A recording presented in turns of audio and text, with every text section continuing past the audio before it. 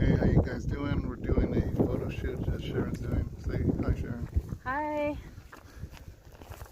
Look at that. The Right, photo come all the way shoot. down, guys, because I can see your shadows. So, just want to say what's up. All right, guys. It makes me feel weird. Good morning. What? What are you doing? Oh, nothing. Hey. Say hi. Hi. We're with Sister Phyllis and her baby Phyllis. Abraham. Abraham. Say hi. So, we're here in the city enjoying some calamari. Check it out.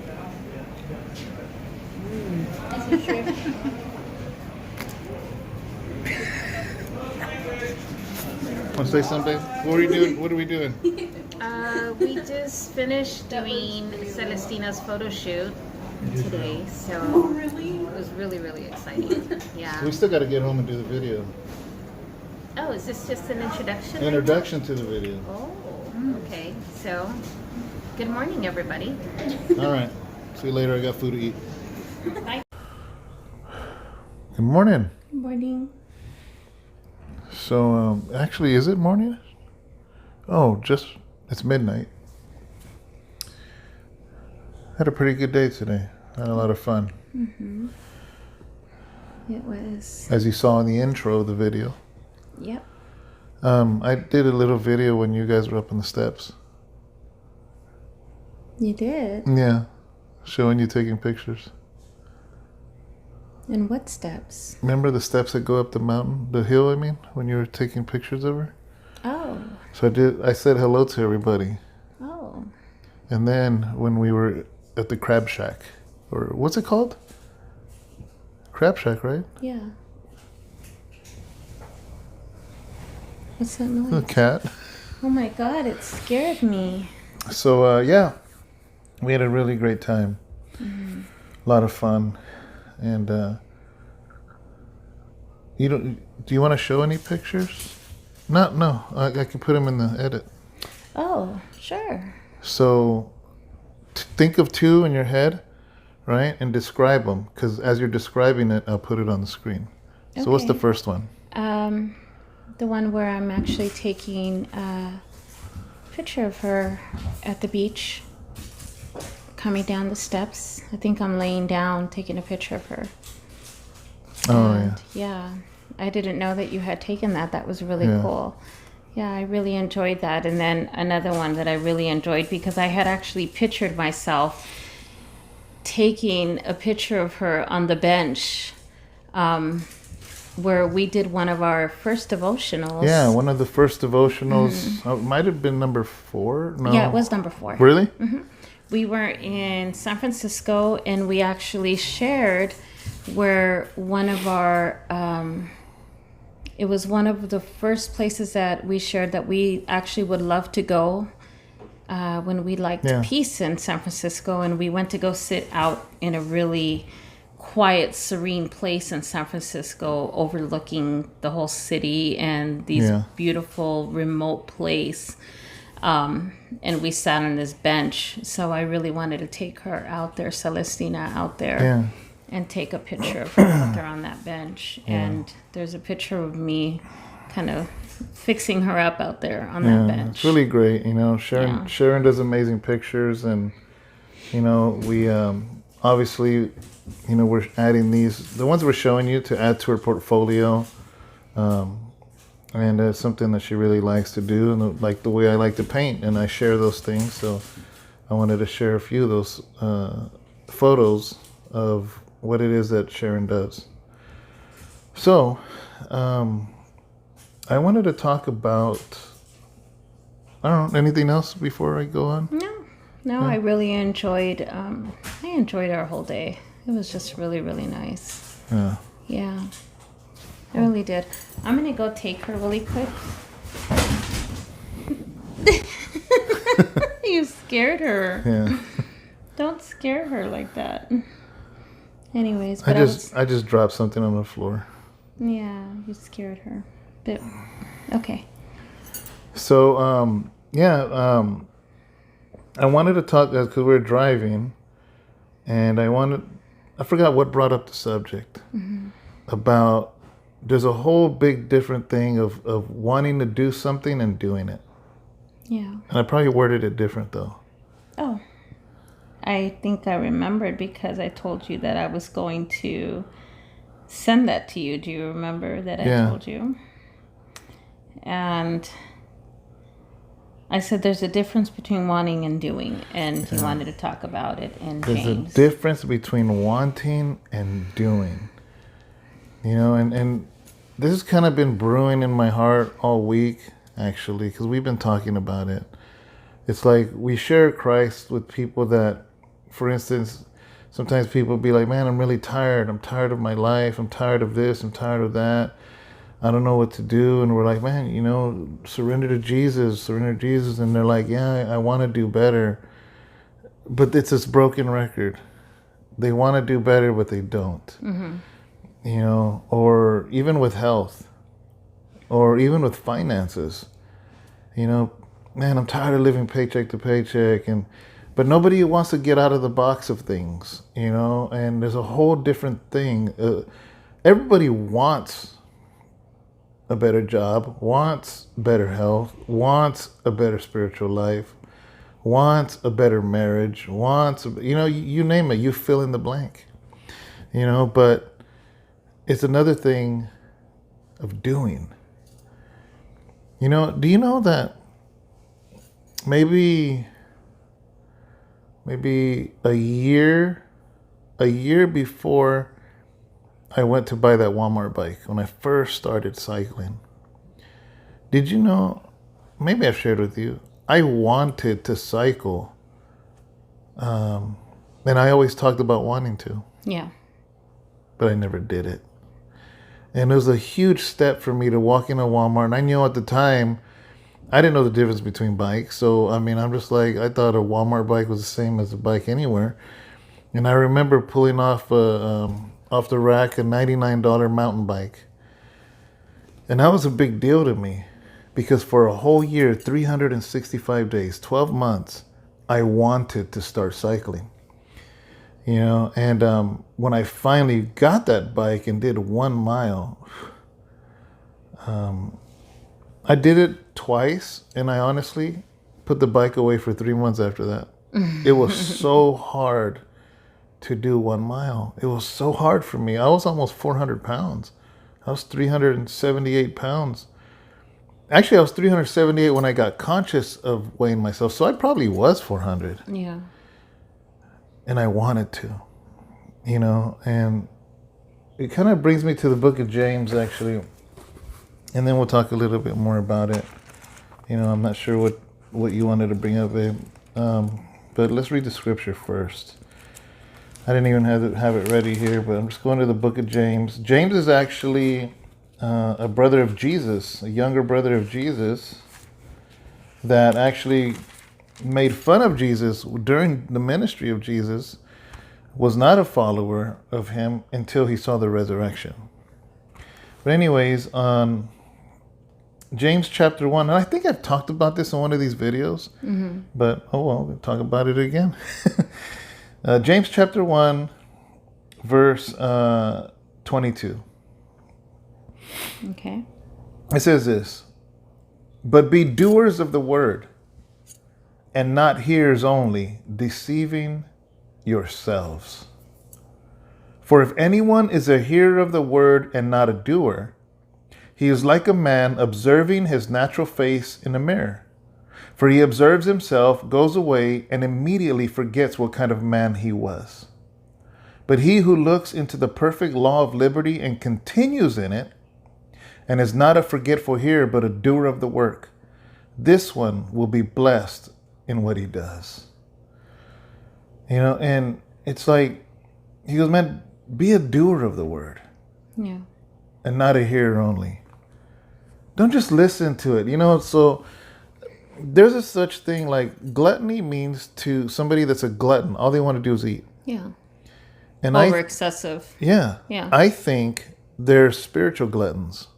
They just want to eat and receive, but don't want to do it. You know, and right here it says, be a doer of the word. You It know, says it's so different on here. go ahead, read it. It says, don't fool yourself into thinking that you're a listener when you are anything but, letting the word go in one ear and out the other.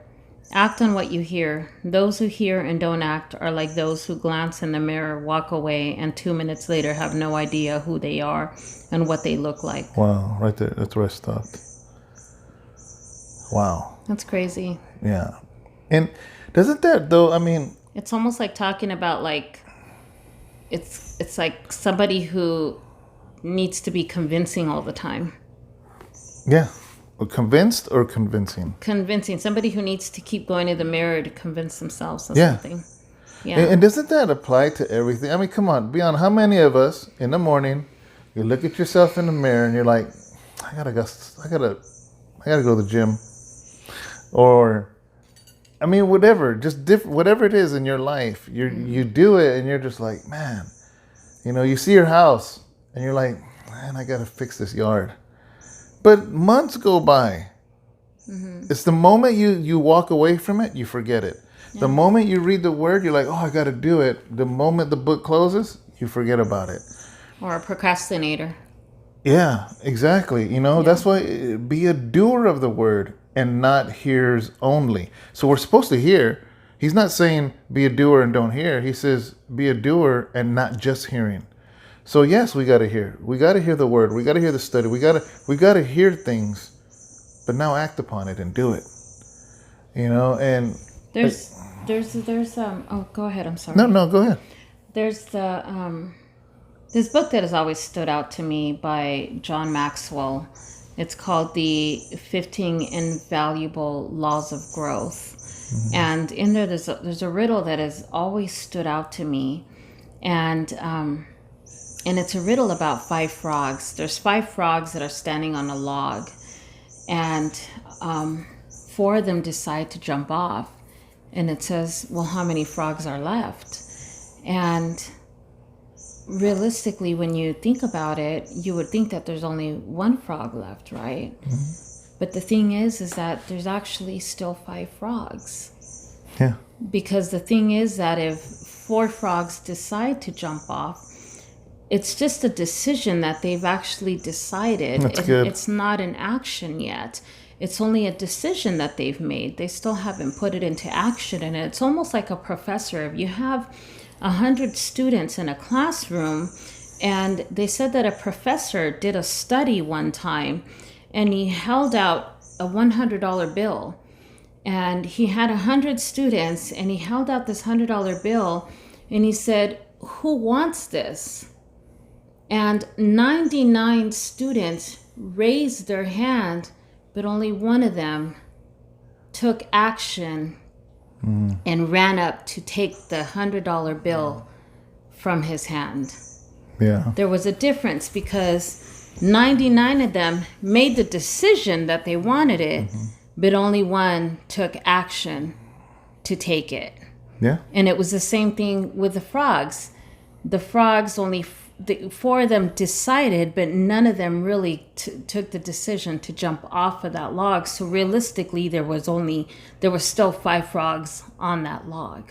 Yeah. And it's the same thing. What you're saying is that a decision isn't really truly an action.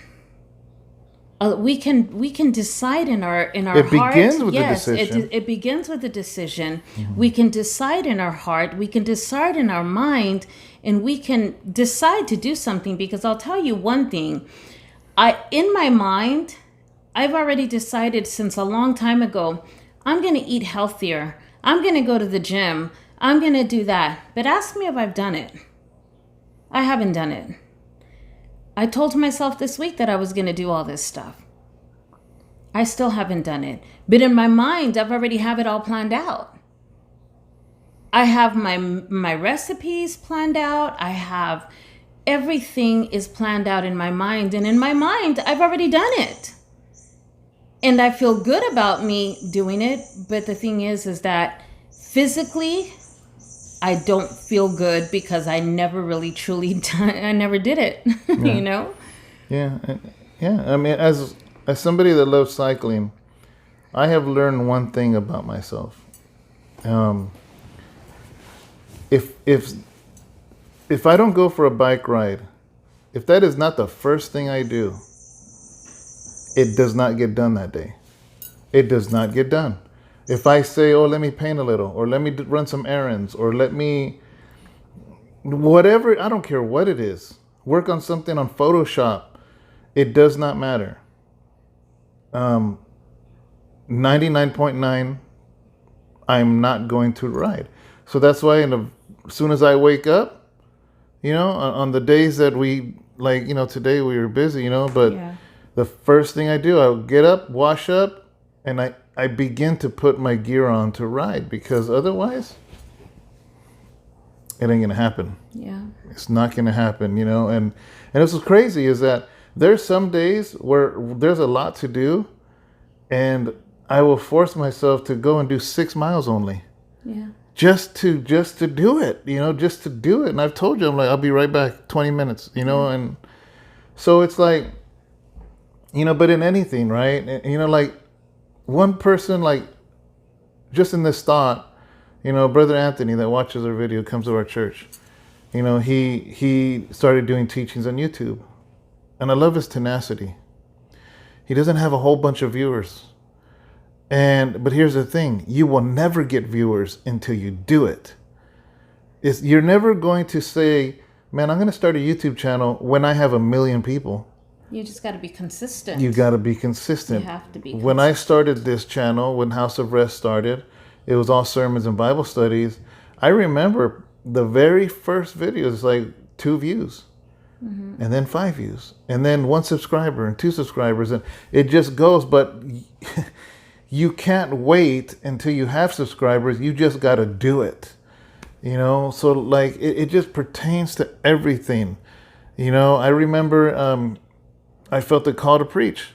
I was in solitary. I'm like, God, don't make me a preacher. I don't want to preach. But when I finally I'm just like, okay, God. Okay, what do I got to do then?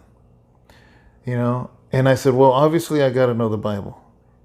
So I started studying the Bible. And then I joined a Bible college. All with the intentions of, if I don't do this, how can I do that? Yeah. I have to be a doer of the word, not just a hearer only. So when somebody tells me they want to do something and I see no action, I'm like, you don't want to do it. But it goes so much more deeper than that, honey. I'm going to tell you that in order for you to have that discipline and the consistency of something, you have to love what you do. Oh, of course. You have to have a passion for what you do, because if you don't love what you do, then you're not going to want to continue doing it. Yeah. So you have to be certain that you love what you do, that because that's what's going to build that consistency. That's what's going to give you that drive to continue doing what it is that you love to do, because it's going to, you're going to want to wake up to want to be able to continue doing that. It's what's going to push you. It's going to create that big why as to why it is that you're doing it. If you don't have it, you're not going to want to do it. Yeah. It doesn't motivate you. It doesn't encourage you. So you have to love what it is that you're doing in order for you to be able to be consistent. Yeah. And it's so important. So find what it is that you love to do. And do it. Just do it. Yeah. Because in order to, I tell this to so many people, in order to walk a mile, you got to take the first step. Mm-hmm. You have to take the first step, because the mile, you're going to walk it and you're going to get there. It may take you a little bit longer, but eventually you're going to get there. You're going to walk that mile, but you got to go forward. You have to take the first step in order to walk it.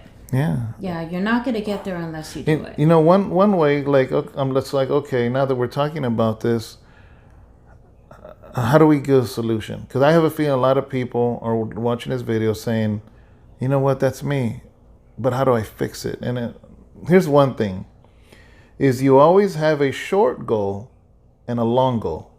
I'll go back to my cycling. I'll give you an example. I said it was hard for me to do 1 mile. So I had a short goal of between my house and the gym was 3.5 miles. So I would do a mile and a mile. And I said my short goal was to be able to ride from my house to the gym and back. But my long goal was I'm not a real cyclist until I hit 20 miles. I'm not a real cyclist till I hit 20 miles.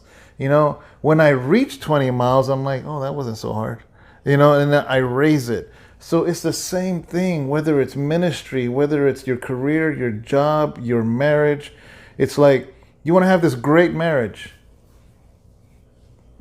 but you don't want to do the work it takes each day. You know, and it's like you can't get that until you have the short goal. It's like, man, I want a great marriage in 5 years. But what if you have a great marriage for today? Yeah. And tomorrow you're like, man, I wanna have a great marriage. So before you know it, you had a great week.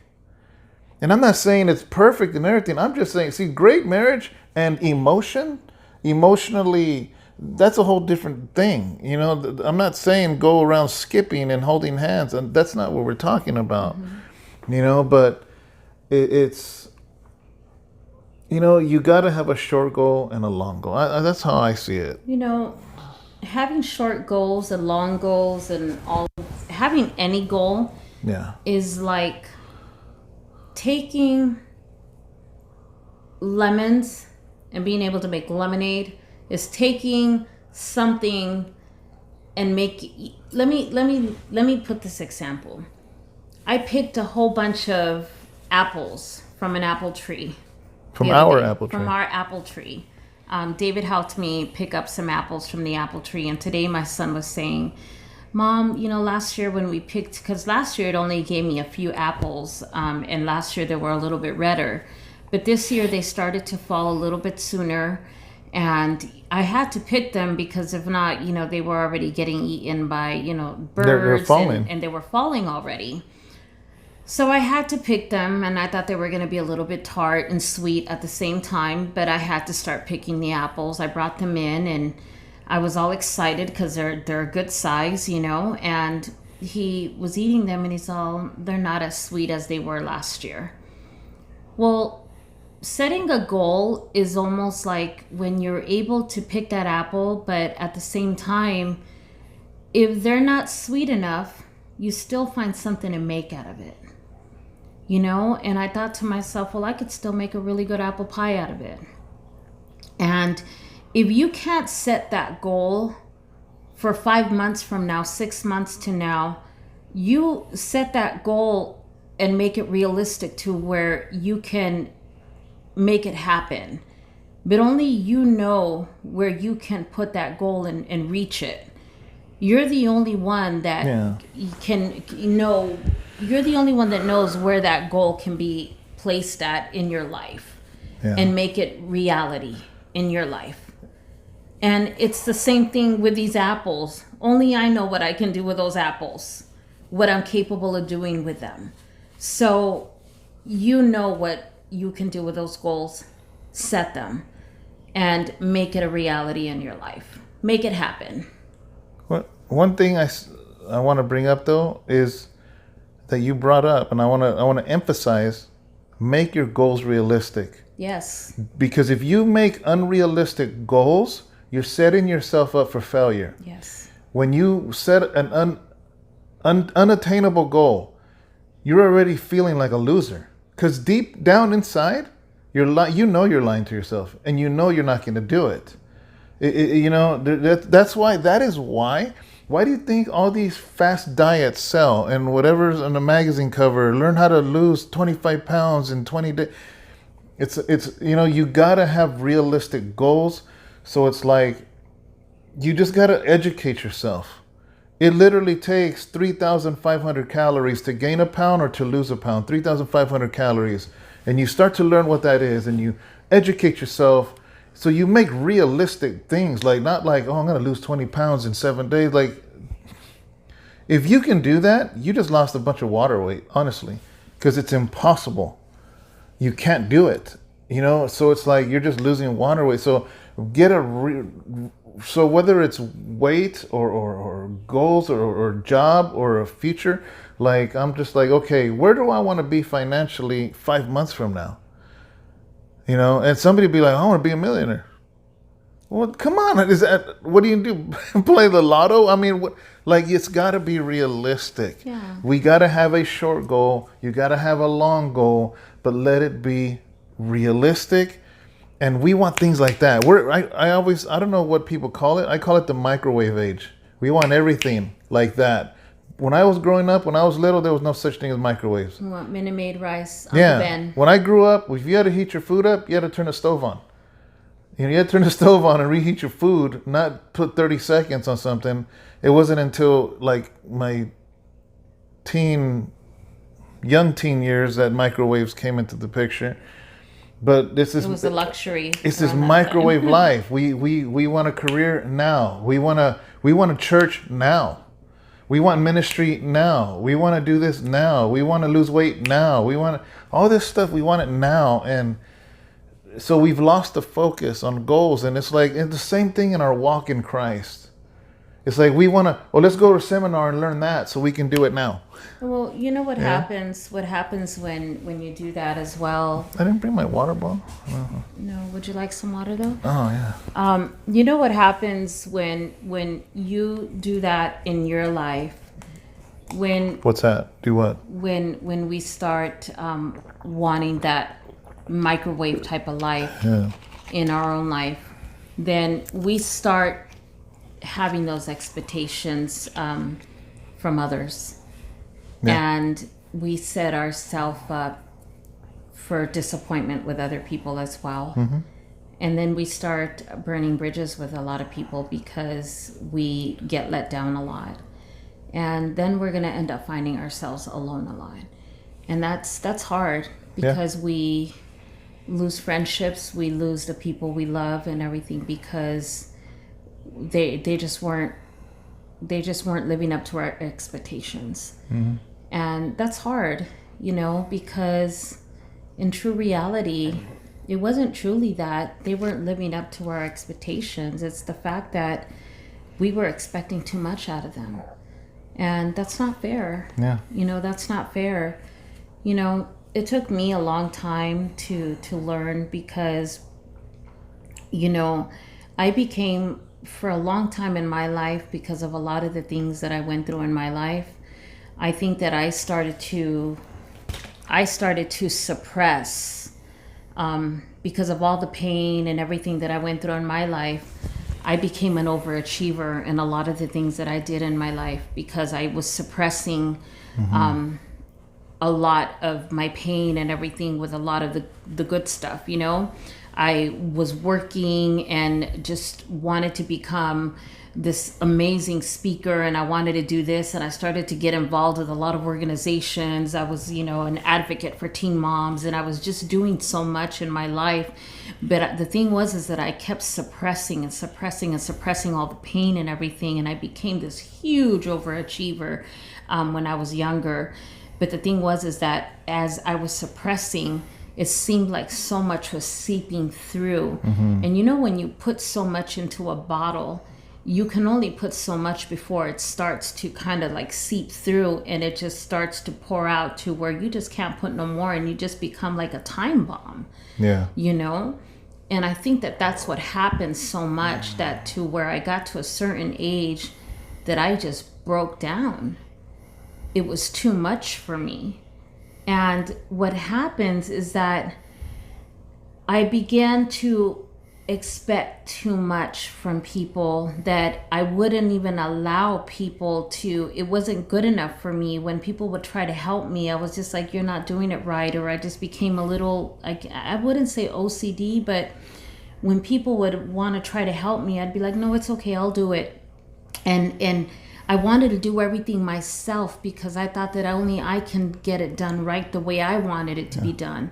And I wouldn't allow people to help me. But then you'd get mad because you did it alone. Yes, and then I would get hurt and upset because I'd be like, nobody wants to help me, but I would hold it inside, and I'd get tired and overwhelmed, and I'd get sick because I'd do everything by myself. But at the same time, I was putting it all upon myself. Yeah. And that happens because my expectations were so high. And little did I know, because my expectations were becoming so high, I was slowly starting to lose the people that I loved. And it was something that I knew, that I started to recognize it, because I started to see myself slowly. I was like, oh my God, something is not right.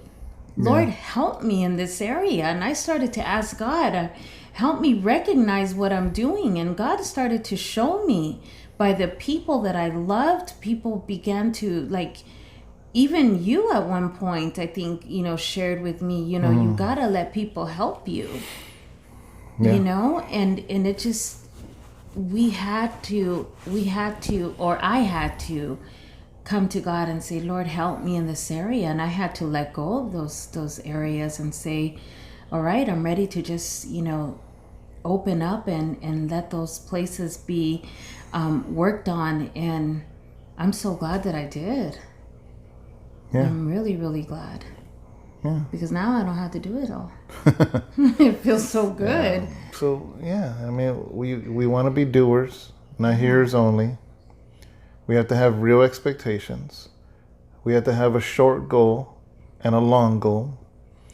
We have to realize that just because we have 3 or 4 short goals, that will get us to the long goal. And don't just decide to do it, but do it. And then let's say you're at goal 3, and you look back at somebody else that's at goal 1, and now you look down at them because they're procrastinating, forgetting that you're a procrastinator too. When you were in goal 1 first. So it's like it's just using wisdom. It's using discernment. We want to be doers of the word, not just hearers only.